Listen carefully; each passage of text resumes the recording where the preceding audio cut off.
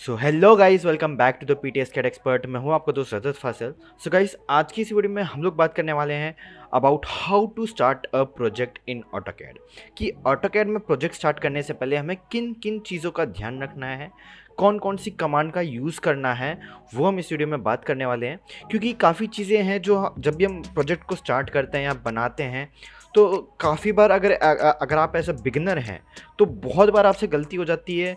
और मान लीजिए आप किसी यूनिट पे काम करना चाह रहे हैं या फिर आप कोई डायमेंशन सेट करना चाह रहे हैं, कुछ भी आप कर रहे हैं तो आप बहुत ज़्यादा गलतियाँ कर देते हैं और उससे प्रोजेक्ट जो है वो काफ़ी ज़्यादा मैशी बन जाता है। तो अगर आप बिगिनर हैं, अगर आप ऑटोकैड सीख चुके हैं, अगर आप अभी इस स्टार्टिंग के फेज़ में ही हैं, तो ये वीडियो आपके लिए बहुत ही ज़्यादा बेनिफिशियल होने वाला है, क्योंकि मैं आपको इस वीडियो में काफ़ी चीज़ें बताने वाला हूँ। ठीक है, इसके अलावा हमने इसके ऊपर अपना पूरा कोर्स भी बनाया है बाकायदा। ऑटोकैड का जो कोर्स है वो अवेलेबल है हमारी official PTS CAD expert app. आप नीचे जाके लिंक डिस्क्रिप्शन में देख सकते हैं। ठीक है, चेकआउट कीजिए हमारा ऑफिशियल ऐप और जाके डाउनलोड कीजिए। आपको वहाँ पे पूरा कोर्स हमने डिटेल में एक्सप्लेन किया हुआ कि किस बारे में क्या है वो सारी चीज़ें। So without wasting any time, let's get started.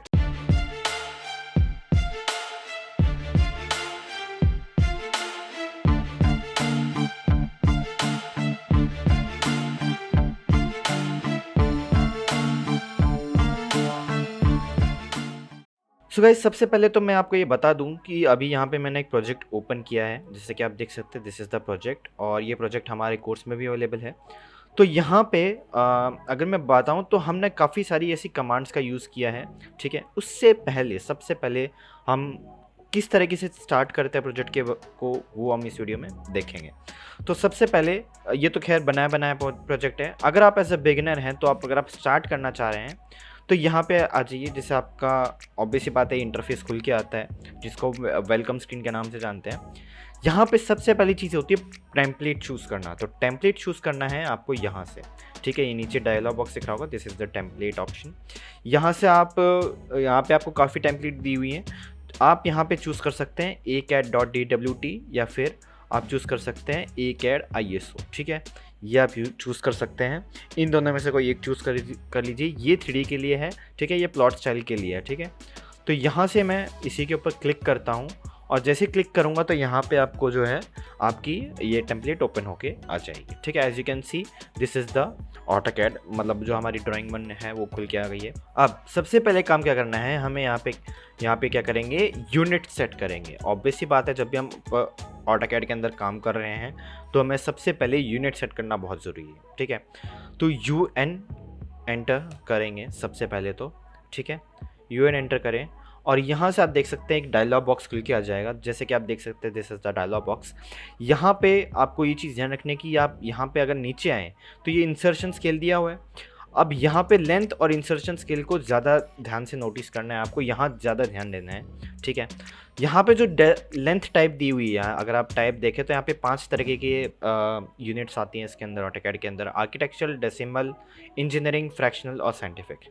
ठीक है, यहाँ पे जब अगर आप फिट इंचेस में काम कर रहे हैं तो आप 2 ही जगह पे करेंगे, क्या तो आर्किटेक्चरल या फिर इंजीनियरिंग। ठीक है, अगर आप MM में करना चाह रहे हैं तो आप डेसिमल चूज़ करेंगे। ठीक है, यहाँ पे अगर आपने डेसिमल चूज़ किया हुआ है तो इट मीन्स यहाँ पे इंसर्शन स्केल में आपको क्या चूज़ करना है, MM चूज़ करना है। ठीक है, एक चीज़ और मैं आपको एक एडवाइस देना चाहूँगा कि जब भी आप ऑटोकैड के अंदर काम करें तो आप मिनिमम यूनिट पे काम करें। ठीक है, जैसे कि अगर हम जैसे यूनिट्स भी 2 टाइप की होती हैं, एक मैट्रिक होती है और एक इम्पीरियल यूनिट होती है।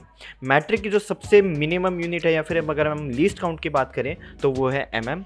अगर हम इम्पीरियल की बात करें तो वहाँ पे जो हमारा लीस्ट काउंट आता है वो आता है हमारा इंचेस। ठीक है, अगर आप यहाँ पे आर्किटेक्चर चूज़ करते हैं तो ऑटोमेटिकली आपका इंचेस चूज़ होगा। ठीक है, अगर आप MM में करना चाह रहे हैं, बेसिकली ज़्यादातर तो लोग MM में ही करते हैं, तो हम यहाँ पे MM रख देंगे सिंपली और यहाँ से आपको करना है ओके। ठीक है, तो यहाँ पे आपका ओके हो जाएगा। उसके बाद दूसरी चीज़ यहाँ पे अगर आप चाहें तो आप ड्राफ्ट सेटिंग यानी कि DS एंटर करके भी देख सकते हैं। ड्राफ्ट सेटिंग मतलब यहाँ पे आप कुछ चीज़ें यहाँ पे ध्यान रखनी है, जैसे कि यहाँ पे जो ऑब्जेक्ट स्नैप है वो है या नहीं।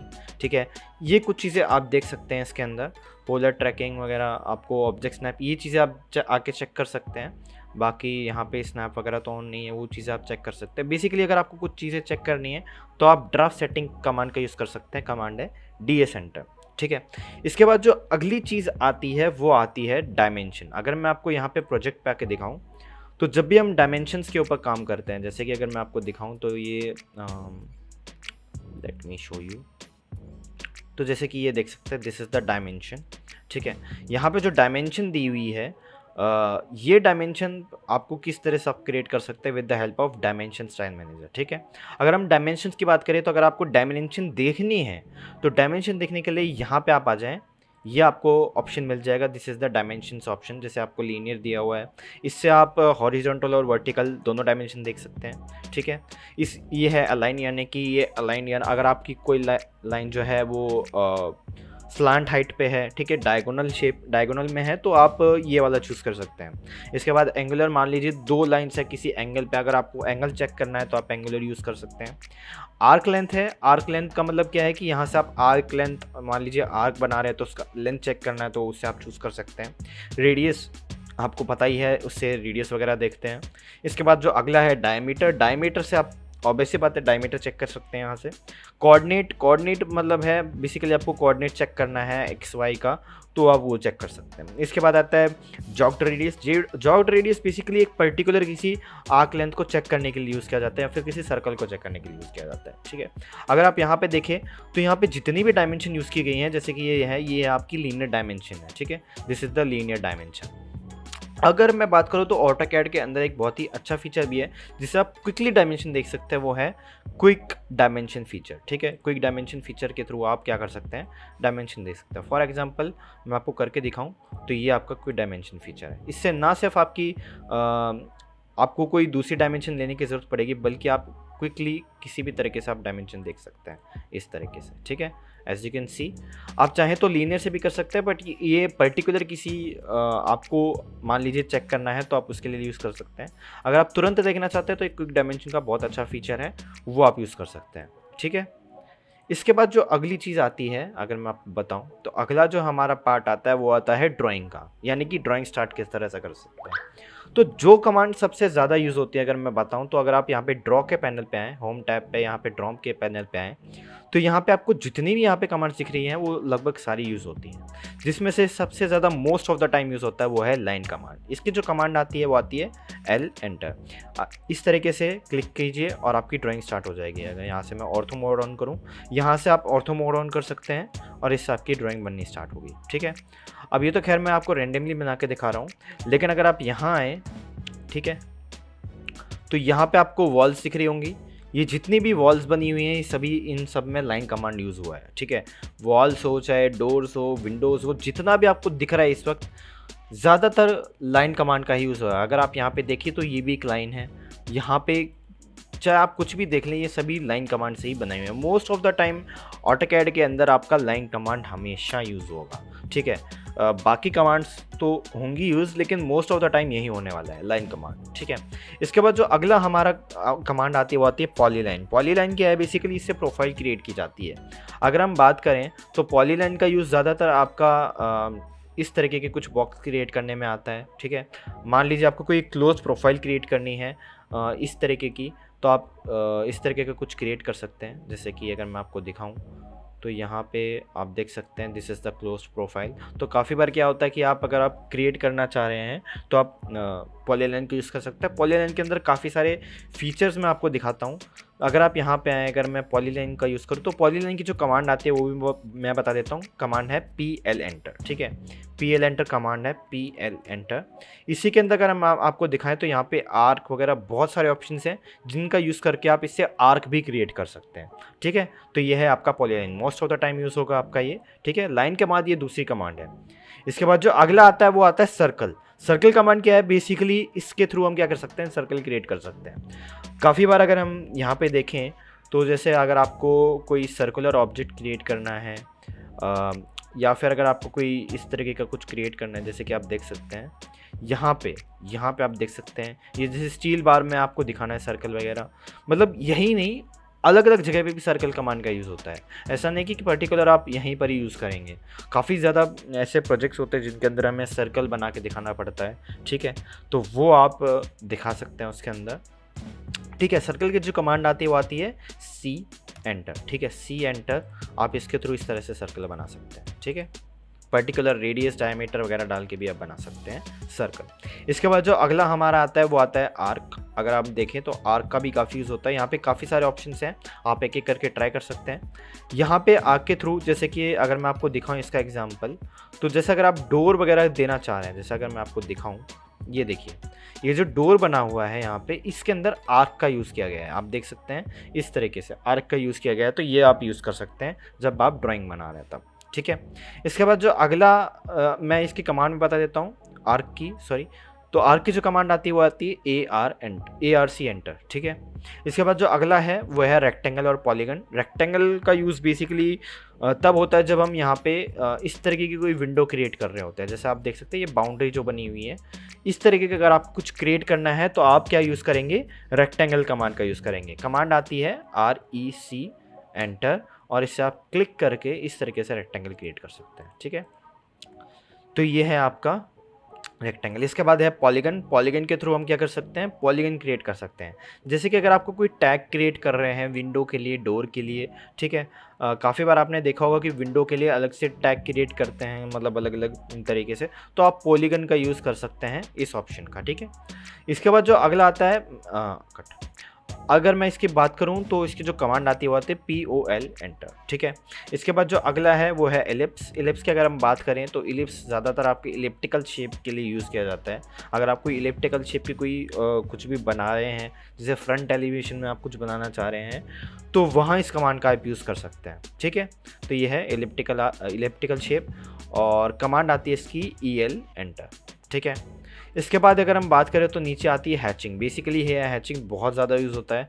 अगर हम बात करें तो आप मोस्ट ऑफ द टाइम यहाँ पे देख भी रहे होंगे, अगर मैं आपको दिखाऊं तो यहाँ पे जितने भी आपको ऑप्शन दिख रहे हैं उनके अंदर आपको हैचिंग मिल जाएगी। प्रोजेक्ट बनाते वक्त आप ये चीज़ ज़रूर कीजिएगा कि जब अगर आप क्रॉस सेक्शन भी बना रहे हैं, कुछ भी दिखा रहे हैं, आप चाहे कॉलम बना रहे हैं, बीम बना रहे हैं, तो आपको ये हैचिंग करना कंपलसरी है। विदाउट हैचिंग लोगों को ड्राइंग समझ नहीं आएगी, ये चीज़ ध्यान रखिएगा। ड्यूरिंग द प्रोजेक्ट आपको ये चीज़ बनानी है कंफर्म है, ठीक है। इसके बाद जो अगला है आता है वो है यहाँ पे मॉडिफिकेशन का ऑप्शन, मूव, कॉपी, रोटेट, ठीक है। ये चीज़ें तो कॉमनली यूज़ होती हैं इसके अंदर, ठीक है। मूव से हम ऑब्जेक्ट को मूव कर सकते हैं, रोटेट के थ्रू हम ऑब्जेक्ट को रोटेट कर सकते हैं, कॉपी के थ्रू हम ऑब्जेक्ट को कॉपी कर सकते हैं, ठीक है। मिरर कमांड का भी काफ़ी यूज़ होता है। जैसे अगर हमें कोई मिरर ऑब्जेक्ट जनरेट करना है, जैसे शीशा होता है ना, जैसे अगर हम बात करें तो उसमें वर्चुअली इन्वर्टेड इमेज होती है। जैसे अगर हम शीशे के सामने खड़े होते हैं उसी टाइम पे हमारी एक इमेज जनरेट हो जाती है। ऐसे ही ऑटोकैड के अंदर अगर आप एक ऑब्जेक्ट बना रहे हैं तो उसका एक मिरर इमेज जनरेट हो जाता है इस कमांड के थ्रू, ठीक है। इसके बाद यहाँ पे आता है फिलेट कमांड। फिलेट कमांड क्या है, बेसिकली इसके थ्रू हम क्या कर सकते हैं, ऑब्जेक्ट के जो एंड है या फिर कॉर्नर है उसके अंदर कर्व क्रिएट कर सकते हैं, ठीक है। इरेज के थ्रू हम इरेज कर सकते हैं, ठीक है। ये जो जितनी भी अभी आप कमांड्स देख रहे हैं, स्ट्रेच, स्केल, ये सारी चीज़ें आपकी यूज़ होंगी most of the time AutoCAD के अंदर, ठीक है। टेक्स्ट की अगर हम बात करें तो आपका जो है टेक्स्ट ज़्यादा यूज़ होगा ड्यूरिंग द प्रोजेक्ट, क्योंकि यहाँ पे आप जितने अभी देख रहे हैं, चाहे आप यहाँ पे नोटिस भी कर रहे होंगे कि यहाँ पे टेक्स्ट का कितना यूज़ किया गया है। चाहे हम इसके सबमिशन वाली ड्राइंग वाले पार्ट में देखें, ये जो टाइटल बॉक्स जो बना हुआ है उसमें देख लें, चाहे हम यहाँ पे लेआउट के अंदर देख लें, तो उसके अंदर टैग के रूप में भी आपका टेक्स्ट यूज़ होता है। ये चीज़ ध्यान रखिएगा कि जो टैग का ऑप्शन है वो ज़्यादा यूज़ होगा। इसके बाद जो अगला ऑप्शन जो है, जो most of the time use होता है, वो आता है लेयर्स। अगर मैं बात करूँ तो ऑटोकैड के अंदर लेयर्स का पार्ट बहुत ज़्यादा इम्पॉर्टेंट है, ठीक है। लाइन कमांड और मॉडिफिकेशन से पहले ये चीज़ होती है, ठीक है, क्योंकि यूनिट सेट करने के बाद, ड्राफ्ट सेटिंग के बाद दूसरी चीज़ तो सबसे ज़्यादा आती है आपकी, वो आती है लेयर्स को सेट करना, ठीक है, लेयर्स क्रिएट करना। अब यहाँ पे आप देख सकते हैं कितनी सारी लेयर्स हैं सिर्फ एक प्रोजेक्ट के लिए, तो सोचिए, आप समझ सकते हैं कि कितना सारा काम हुआ है इसके अंदर। तो यहाँ पे आप देख सकते हैं काफ़ी तरीके की लेयर्स बनती हैं एक ही प्रोजेक्ट के लिए। अगर आपको लेयर क्रिएट करनी है तो यहाँ से आप लेयर पे आएँ और लेयर्स यहाँ से आप क्रिएट कर सकते हैं। क्लिक किया यहाँ पे, तो यहाँ पे आप इस तरीके से लेयर्स क्रिएट कर सकते हैं क्लिक कर करके, ठीक है। As you can see this is the layer creation. उसमें आपको टेक्स्ट, स्टाइल वगैरह जो भी आप देना चाहें आप यहाँ पे देख सकते हैं, ठीक है। इसके बाद जो अगली चीज़ आती है वो आती है dimension style manager. Dimension style manager का मतलब क्या है कि बेसिकली डायमेंशन को स्टाइल देना। अगर हम बात करें तो यहाँ पे आपको जो भी डायमेंशन के अंदर टेक्स्ट दिख रहा है वो किस तरह से हम क्रिएट कर सकते हैं, डी एंटर करके यहाँ से डायमेंशन स्टाइल मैनेजर का हम यूज़ कर सकते हैं। मॉडिफिकेशन में जाएंगे यहाँ पे तो आपको मिल जाएगा, यहाँ पे पूरा ऑप्शन दिया हुआ है जिसके थ्रू हम इसको मॉडिफाई कर सकते हैं अपने अकॉर्डिंग। ठीक है, यहाँ पे टेक्स्ट वगैरह देना है, उसकी हाइट यहाँ पे बतानी है, ये एरो का साइज़ यहाँ पे आपको बताना है। ठीक है, यूनिट्स वगैरह सेट करना है, ये चीज़ ध्यान रखिएगा कि यहाँ पे भी यूनिट सेट करना पड़ता है आपको। तो ये चीज़ें आप ध्यान रखिए, स्पेशली ये काफ़ी ज़्यादा यूज़ होता है इसका डायमेंशन स्टाइल मैनेजर का। इसके बाद जो अगला हमारा जो, अगर मैं आपको बताऊं, मैं इसको क्लोज कर देता हूं। इसके बाद जो अगला आता है वो आता है लेआउट। ऑटोकैड के अंदर जब हमारी ड्राइंग कंप्लीट हो जाती है फिर ये स्टेप आता है, यानी कि लेआउट को सेट करना। After this title box creation और ड्राइंग वगैरह सारी चीज़ करने के बाद हमारा यहाँ पे ये लेआउट सेटअप का ऑप्शन आता है। तो लेआउट आपको यहाँ पे सेट करना पड़ेगा अपने अकॉर्डिंग। अगर हम देखें तो लेआउट सेटअप के लिए या फिर पेज सेटअप के लिए आप राइट क्लिक करके यहाँ पे आपको पेज सेटअप का ऑप्शन मिल जाएगा। ठीक है, क्लिक करेंगे यहाँ से और यहाँ पे आप देख सकते हैं this is the page setup option. यहाँ पे अगर आप मॉडिफाई पे जाएंगे तो यहाँ पे आपको पूरा ऑप्शन मिल जाता है पेज सेटअप का। ठीक है, यहाँ पे आप DWG टू PDF रख सकते हैं, वो सारी चीज़ें आप यहाँ पे करें और इसके बाद आपकी लेआउट सेट हो जाएगी। हमने इसके ऊपर काफ़ी डिटेल में डिस्कस किया है हमारे कोर्स के अंदर, तो आप ज़रूर जाके चेकआउट करें, लिंक डिस्क्रिप्शन में है। ठीक है, यहाँ से मैं क्लोज़ कर रहा हूँ। इसके बाद जो अगला आता है फाइनल चीज़, जब ऑब्वियस ये बात है लेआउट सेटअप हो गया, उसके बाद जो फाइनल चीज़ आती है वो होती है प्रिंटिंग। अब प्रिंटिंग से पहले हमें यहाँ पे जो हमारी DWG फाइल है, अब ऑटोकैड की फाइल फॉर्मेट हम DWG जानते हैं, अब उस DWG फाइल को PDF में किस तरीके से कन्वर्ट करेंगे उसके लिए हम यहाँ पे यूज़ करते हैं प्लॉट कमांड। कमांड आती है POLT एंटर। ठीक है, प्लॉट कमांड के थ्रू हम यहाँ से क्या कर सकते हैं, डायरेक्ट प्रिंट कर सकते हैं DWG से PDF पे। अगर हम यहाँ से ओके करेंगे तो PDF जनरेट हो जाएगी। ठीक है, और वहाँ पे आप जाके चेकआउट कर सकते हैं। जैसे अगर मैं आपको यह एग्जांपल के तौर पे दिखाऊँ, अगर मैं यहाँ से ओके करता हूँ इसको तो थोड़ी ही देर में जैसे कि यहाँ से पूछ लेगा कि आपको कहाँ सेव करना है, तो मैंने एग्जांपल के लिए डेस्कटॉप पे इसको सेव किया और यहाँ पे ये थोड़ी ही देर में with in a few seconds अभी जैसे प्रोग्रेस दिखा रहा है और ये ओपन हो जाएगा। Wait for a few seconds.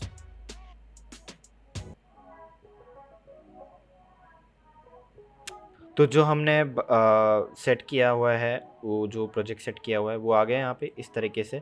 यहाँ पे आप देख सकते हैं इस तरीके की हमारी जो है PDF जनरेट हो जाती है। फिर आप इसको प्रिंट करवा सकते हैं क्योंकि PDF से प्रिंट हो जाता है नॉर्मली। अब A3 A4 आपको ये चीज़ें वहाँ पे ऑलरेडी सेट करके रखनी पड़ेगी। जो सामने से आपको रिक्वायरमेंट आती है, आपको A3 में रखना है, A2 में रखना है, ये चीज़ ध्यान रखिएगा कि ड्यूरिंग जब आप प्लॉट कर रहे हैं पेज सेटअप के दौरान, तो यहाँ पे आपको ये चीज़ भी ध्यान रखनी है कि आप कौन सा शीट साइज चूज़ कर रहे हैं।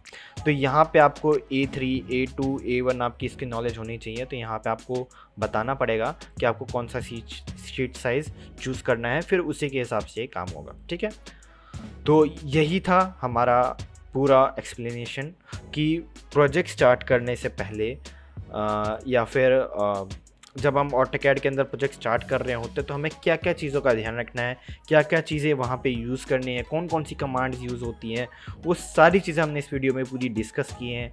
आई होप आपको ये वीडियो पसंद आई होगी। पसंद आई तो प्लीज़ इस वीडियो को लाइक कीजिए, चैनल को सब्सक्राइब कीजिए ऐसी और वीडियोज़ देखने के लिए, और हम ऐसे ही यूनिक कॉन्टेंट लाते रहते हैं। ठीक है, इसके अलावा हमने ऑटोकैड के ऊपर पूरा कोर्स बनाया हुआ है बाकायदा, आप जाके चेकआउट कर सकते हैं, लिंक डिस्क्रिप्शन में है। ठीक है, और इसके अलावा और भी कोर्सेज हैं वो भी आप चेकआउट कर सकते हैं। सो बस आज के लिए इतना ही। Till then this is Rajat Fasalia saying good bye and take care from PTSCAD expert. Bye bye guys, see you in the next.